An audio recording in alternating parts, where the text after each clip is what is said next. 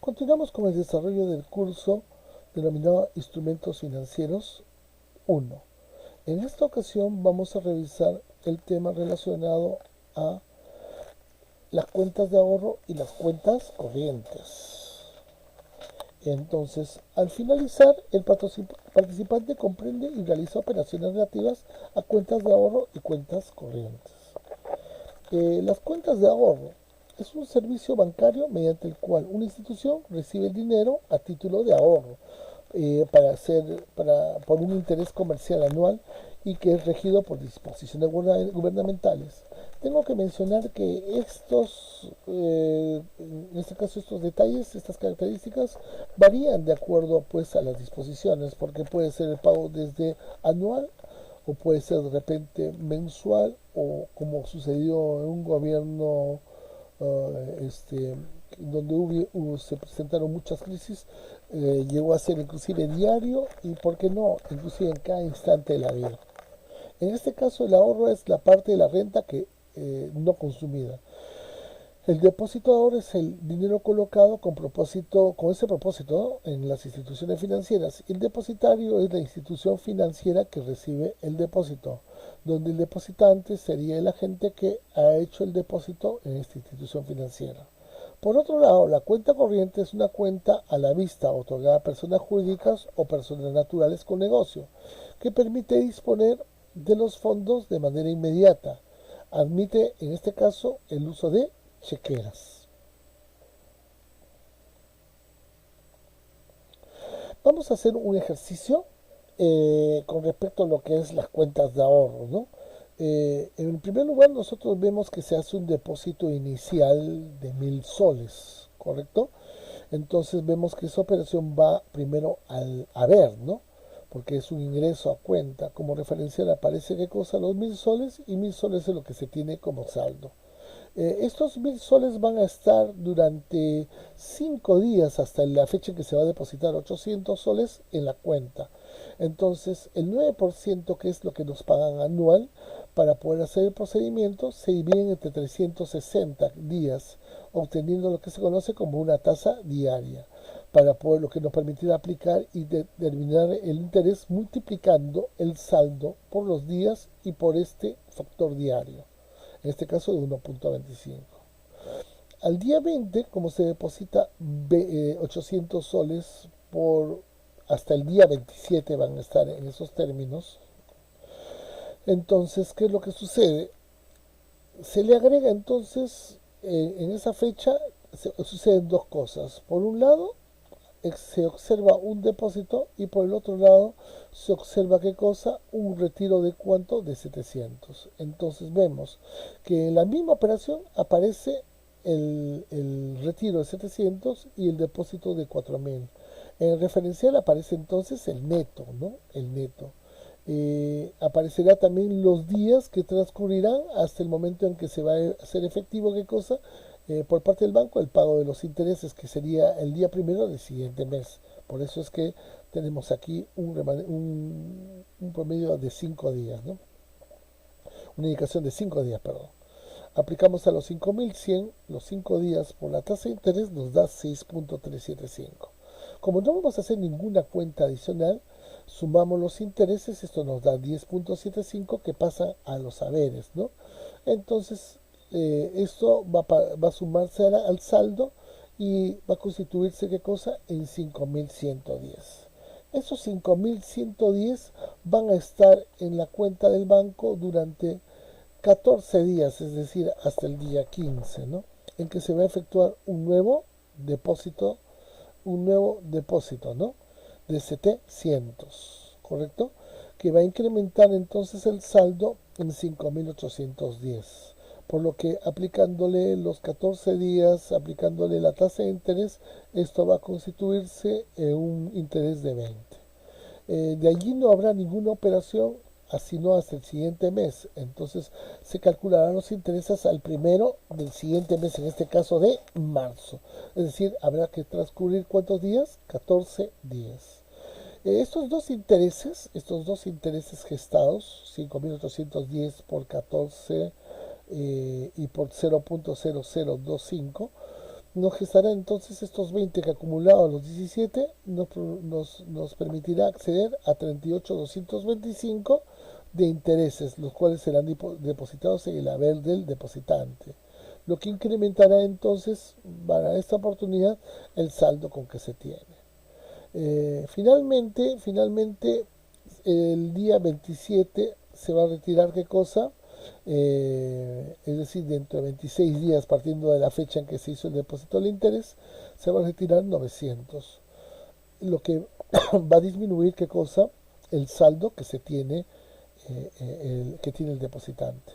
Por los 5 días que faltarían para poder cobrar los intereses, esos 4.949 se van a afectar a la misma tasa de interés por el plazo y me otorgará qué cosa, 6.18 de intereses, que sumado a los 38 se constituirán en los 44, que sumado al saldo que tengo de 4.949 a la fecha que se paga de intereses, tendremos entonces un monto de 4.993.205. Importante señalar, por si acaso, de que acá ocurre un fenómeno, ¿no? Si nosotros hubiéramos perdido de repente en alguna fecha en marzo una tarjeta, esta se va a ver como costo en el debe en la fecha en que se reciban los intereses. Y si hay cambios de tasa, como se puede apreciar, el cambio de tasa se dará en la fecha, dividiéndose esa tasa de interés entre cuánto, entre 360. Eso si es que aparece como tasa nominal. Si fuera tasa efectiva, ustedes ya saben que tendrían que hacer una raíz de 360. Aquí queda esto como actividad para que lo desarrollen y sea presentado entonces a la hora de la clase. A continuación vamos a revisar lo que se conoce como cuentas de ahorro bajo órdenes de pago. Es decir, cuando las órdenes de pago sirven para que se puedan hacer pagos de pronto, no sé, a la persona que le apoya en el hogar, de repente, o a algún profesional que se le tiene que pagar, entonces se puede efectuar contra esos ahorros. Esto requiere que se calcule siempre, es importante que se calculen el ITF inicialmente. Observen acá, por si acaso, que se tiene que pagar por cada operación 7.5. Como son 4 aquí, habrá que calcular en su momento 7.5 por cuánto, por 4. En este caso, podemos observar entonces que lo primero que se va a calcular es el ITF para tener un neto, ¿no? Entonces, ¿cómo se hace esto? Permítamelo, por favor. Lo que se hace inmediatamente es agarrar los 2.000, que es la primera cantidad que se tiene, y se le aplica al 100% que representa estos 2.000, y se le quita, ¿qué cosa? El ITF a modo de tasa. Nos queda entonces 99.995, ¿no? Entonces el saldo que me quedaría sería 1999. Los mismos que se procederán a calcular nuevamente, pero en este caso a los 2.000 se le va a agregar qué cosa, se le va a agregar qué cosa, en este caso el monto que se deposita, ¿no?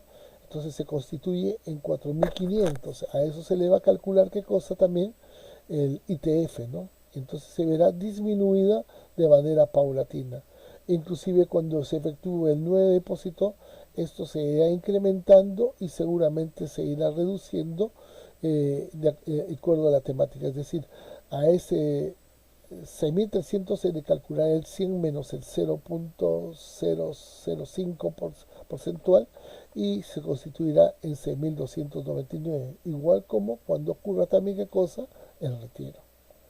Por otro lado, los intereses requerirán primero que a la tasa efectiva anual del 0.1 que se visora por aquí, se le convierte en una tasa nominal anual, sacándole una raíz 360, lo cual nos permitirá acceder a una tasa nominal anual de 0.09995%, ¿no?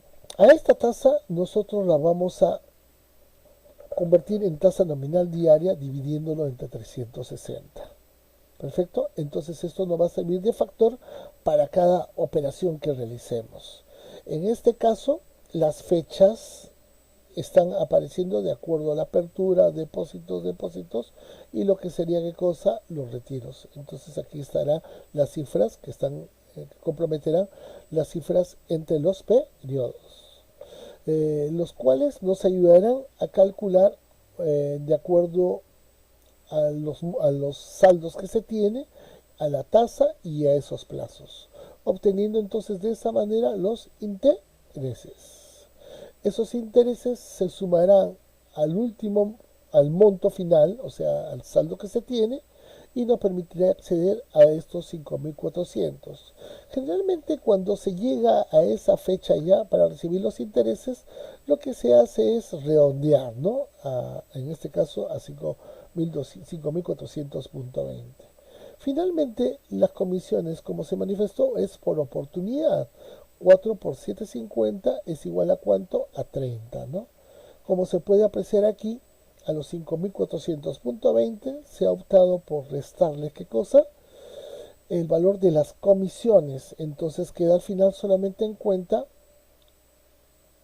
queda en cuenta 5.370. Finalmente vamos a revisar lo que serían los depósitos en cuenta corriente, correcto, tal como ya se definió anteriormente. Para lo cual tenemos un caso, un ejercicio bastante amplio y lo vamos a trabajar de la siguiente manera. Inclusive vamos a calcular al final esta comisión por venta de acciones. Bien, en la primera parte lo que vamos a observar es que cada vez que hay un ingreso, o sea, un saldo a favor, un ingreso adicional, entra pues como dato a la parte de lo que es haberes, ¿no? Mientras que cuando lo que se hace es una operación que tiene que ver con una transferencia, de pronto que se hace un pago de recibo, no recibido, sino que se hace un pago de un recibo, o de pronto se tiene que hacer una transferencia, entonces en ese caso pues aparecerá como salida de dinero. Inclusive los ingresos en cuenta, ¿no? O sea, está saliendo de allí para irse a otra cuenta. Los pagos que hagamos en este caso por venta de acciones, todos aparecerán en el haber. ¿Y cómo es que se hace? ¿Cuál es la mecánica que se sigue a todo esto? Vamos a ver. Los días, por si acaso, están siendo calculados en base al valor que aquí aparece, o sea, la distancia entre estas fechas. ¿Ok? En base a eso se calcula. ¿Cómo se llegan a estos valores de acreedores y cómo se llegan a estos valores de deudores? Esto lo vamos a ver inmediata. Como podemos apreciar en este caso, los 25.632 son divididos entre 100 y multiplicados por, en este caso, por 28. Ese es en el caso de que estas cifras sean qué cosa positivas, ¿no? O sea, que han generado un ingreso al haber. En cambio, y paulatinamente este saldo va cambiando, pues, porque es un saldo, se va incrementando, disminuyendo de acuerdo a si es que se está retirando en el debe o se está incrementando en el haber.